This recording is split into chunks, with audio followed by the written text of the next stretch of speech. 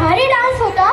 मला तर असं वाटलं की अगदी पंढरपुरात हरिनामाच्या घोषात रंगल्याचाच अनुभव आला.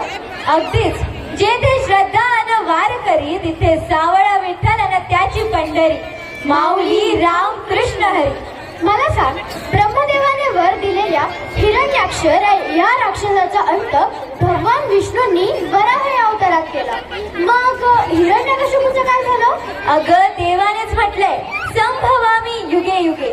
त्याप्रमाणे देवाने या या हिरण्यकशिपूचा वध नरसिंह अवतारात केला. अगं हो, ते मला माहीतच आहे. पण मग हिरण्यकशिपूच्या अटी? अगं, अर्धा मनुष्य आणि अर्धा सिंह, म्हणजे देवही नाही, दानवही नाही, प्राणीही नाही आणि मानवही नाही. हो, अनवध त्याने संध्याकाळी उंबरात केला, म्हणजे सकाळीही नाही आणि रात्रही नाही, घरात नाही आणि घराबाहेरही नाही. सिंहाची नखे, कोणतेही शस्त्र नाही, कोणतेही अस्त्रही नाही. याचाच अर्थ कोणतीही समस्या ही अशक्य नसतेच, तर प्रत्येक वाट ही उत्तराकडे नेहमीच वळत असते. पण त्यासाठी दक्षही राहावं लागते. तेही खरंच आहे. मला आता बघायचं ते हिरण्यकशिपूचा अंत नरसिंहाने कसा केला ते आपण पाहूया पुढील गीतातून. जे सादर करीत आहे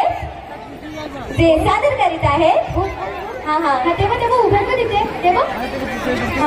हेच नववी विद्यार्थी. तर जोर